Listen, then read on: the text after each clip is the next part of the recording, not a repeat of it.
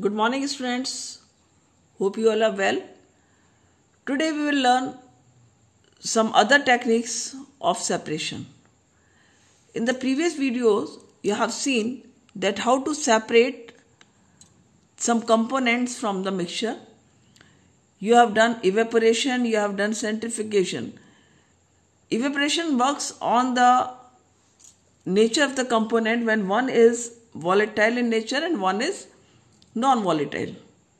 Though centrifugation works on the principle that lighter particles come on the top and heavier go at the bottom, and in this way, on this basis, this centrifugation works, right?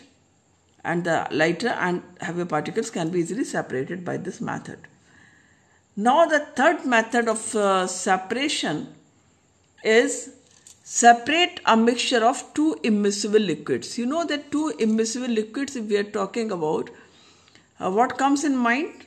Like you can say sometimes some drinks are made, right? In these drinks, or if you are mixing some different juices, then also sometimes every juice makes a different layer. So you can easily separate the juices from that, right? And the same way, if suppose a mixture of water and kerosene oil or any other oil, if you are seeing, oils generally have lighter density than that of the water. So oil always floats on water, right? The density of water is more. Oil has less density than water. So it floats on the surface of the water, right? So when it floats on the surface, so these makes two layers. One is of oil and one is of water. So what is the technique here? First of all, you can see this is a different kind of funnel. It is called separating funnel. So separating funnel is used to separate oil from water. And this separating funnel, you can see, it has this cap, you can say, on the top. And this is the stopcock at the bottom, and see, this stopcock is used to close and open this funnel from down, right? This cap you will remove. First of all, you will close the stopcock and you will remove this funnel, this cap. When you are removing this cap, you will pour the mixture of kerosene oil and water in this.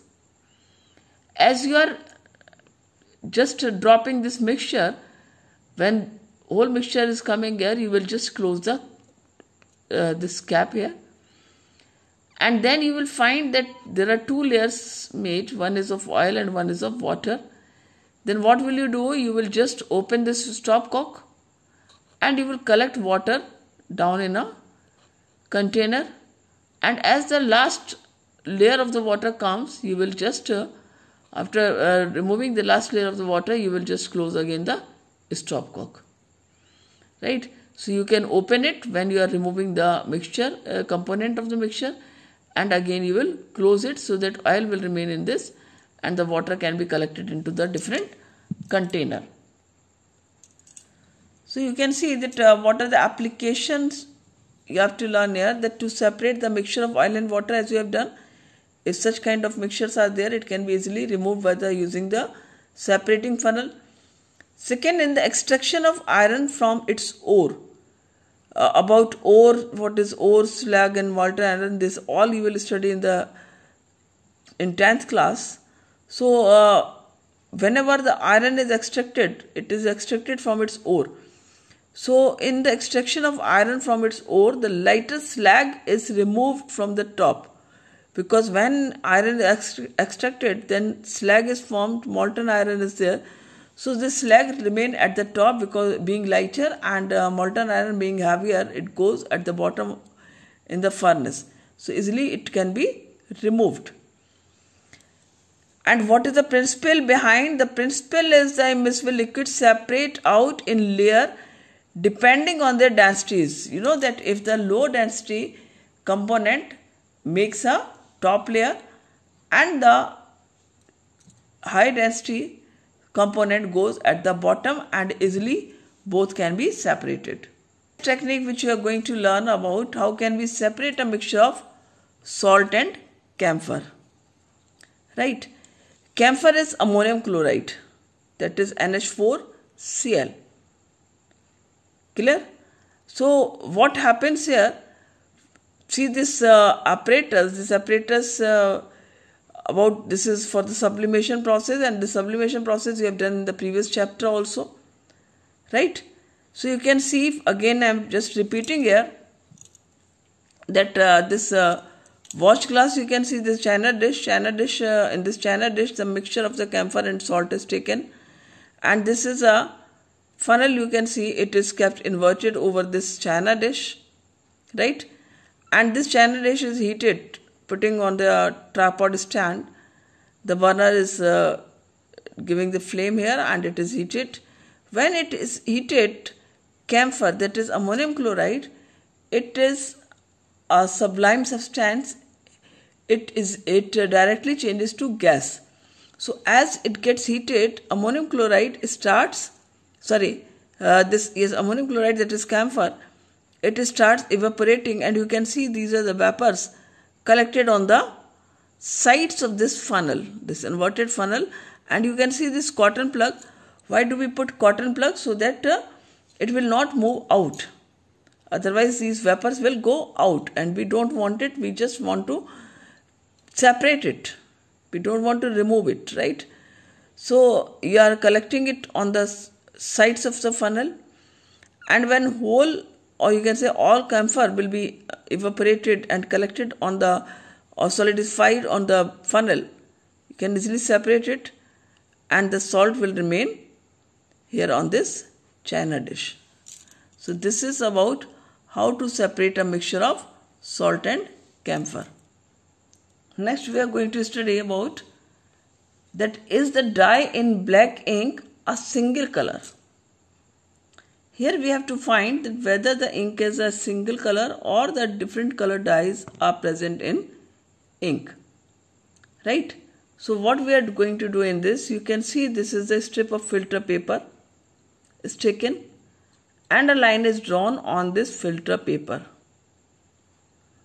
and on this line at the center a drop of ink is poured, right? It's very simple.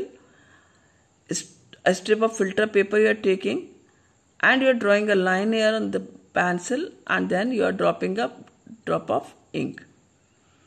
Then you are taking this jar, and in this jar you are taking water, a small amount of water you are taking, right? And what you are doing now, you are just dipping this filter paper strip into this jar, right? When you are dipping it, you have to be very particular. You are not going to dip this spot of ink. You are just touching the surface of the lower surface, or you can say lower edge of the filter paper into this water. And you know, as you are dipping it only the lower edge in the water, then also what will happen, and you are just clipping this filter paper with the help of the clips, you can see here, so that it will not be dipped, it will hang here. This is with the help of these glass rods, you can see that these paper clips are there, and it is remained fixed here. So what happens, as it just touches the water, so water rises up, and when water rises up, then you can see that there is some circle is forming, means the spot of inks are there, right? And these spots of ink, you can see it, these are going up on the filter paper also. So this is about, you can see that there are two components are there in the blue black ink, suppose we are talking about, then, or you can say that black ink also have different color dyes in it. What do you observe on the filter paper as the water rises on it? As the water rises on the filter paper, it takes along with it the dye particles. You can see here, as it is touched with the water, it takes along the dye particles, clear, which are there in the ink. Next, do you obtain different colors on the filter paper strip? Yes, we collect the you can see that you can see different kinds of different colors on the filter paper of the ink. Next is, what according to you can be the reason for the rise of the colored spot on the paper strip? The colored component that is more soluble in water rises faster, and in this way the color gets separated. Right? So always remember, the component which is more soluble in water, that will rise faster than the color which is not more soluble, or you can say less soluble in water. Which will be less soluble, that will rise slower, and which is more soluble in water, that will rise faster. So when you will do this activity, you will find that there are different color of colored spots on the filter paper depending on the solubility of the component of this dye in water. So this process of separation of components of a mixture is known as chromatography. So this process is known as chromatography, and chromatography is the technique used for separation of those solutes that dissolve in the same solvent. Means different colored solutes are there dissolving in the same solvent. Clear? As you have seen that in ink, the different color dyes are there and they all dissolve in the same ink or the water. So to separate, what are the applications here? To separate, number one, the colors in a dye, pigments from the natural colors, and drugs from the bloods. This all you have to learn. These all techniques, separation techniques you will learn, and you will learn their applications also. Right? As I told in the previous video also, that these all are again important. Right? Thank you.